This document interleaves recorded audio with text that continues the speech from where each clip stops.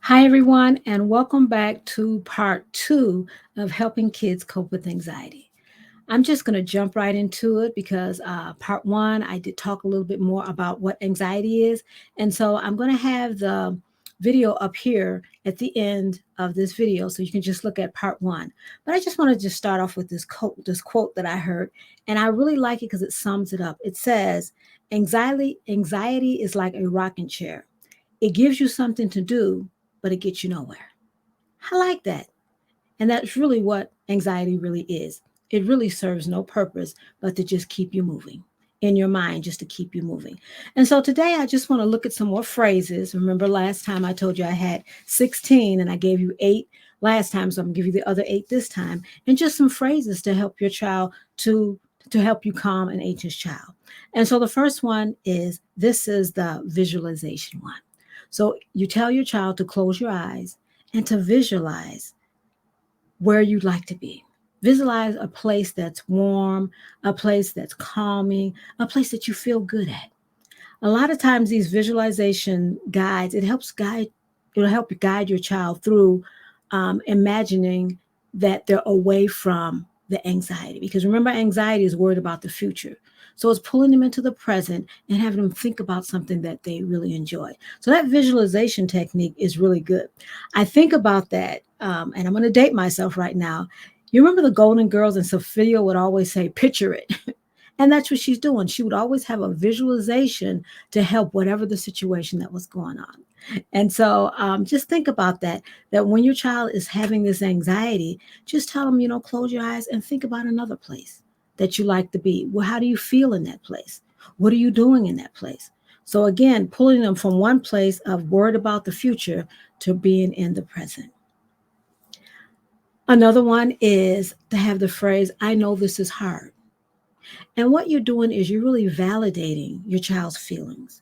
You're acknowledging that the situation is difficult. Instead of saying phrases like, oh, it's not that bad, get over it, man up, stop acting like a baby, stop acting like a wimp. Instead of doing those things, you're letting your child know that you understand what they're going through. You understand how they're feeling. And you're validating their feelings and you're asking them to let you know. So now they're feeling more comfortable because now someone understands what I'm going through. Okay. The next one is to ask your child, which calming technique do they want to use? And this is another good one. Instead of you saying to them, why don't you count to 10? Why don't you breathe? Because hopefully you have an arsenal of calming mechanisms that you can use with your child. You ask them which one would they like to use. Because just like when anyone else, one thing that works with one person may not work with another person. So ask them, what do you want to do? And like I said, it's going to be 16 when you finish with this video. And so hopefully you'll have went over it with your child and say, which one do you want to do? They may say, I want to read a book. My grandson, he's really good at this, telling me what does he want to do. And I'll ask him, I'll say, well, what do you want to do? And he'll say, I want to do this. So letting them have the choice, letting them tell you what they want to do. The next one, let's write a new story. Because in their head, they're already telling themselves it's not going to work. They're already given a narrative of what the future is going to be like, and it's going to be negative. So what you're telling them is, let's tell a new story.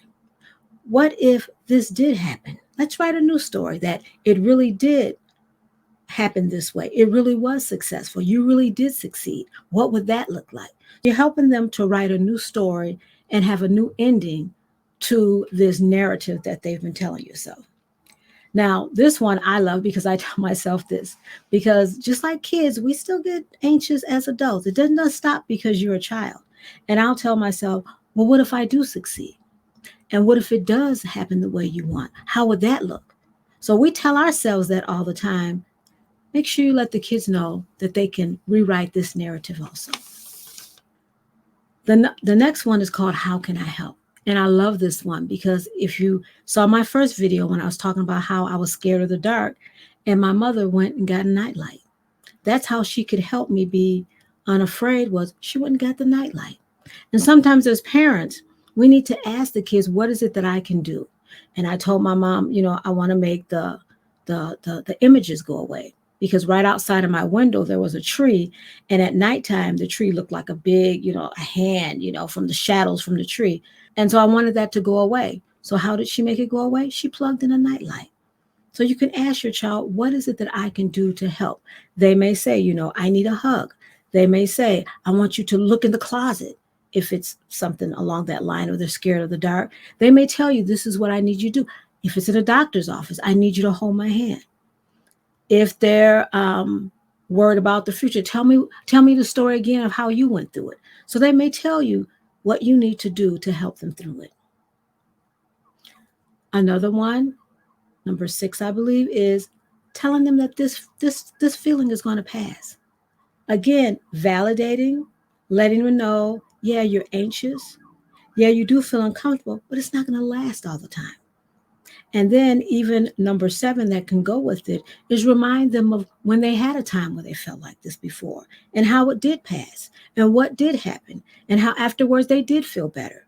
So those are 2 together. Remember that this feeling is going to pass, and what happened the last time you felt like this. You're reminding them. So letting them know that there's going to be a light at the end of the tunnel. And number 8, can you draw it? A lot of times kids will doodle, the doodling, and people stop drawing on the papers, but we realize that sometimes that doodling is it's releasing the emotion of anxiety. Sometimes they're drawing pictures, sometimes they're painting. All of that can be a way to release the anxiety. So it's not always that, oh, they're just drawing because they have nothing to do. Sometimes that drawing is related to that anxiety. So encourage them to doodle, encourage them to write about it, because it can be an outlet for their anxiety. So those are the 8 ones that I had.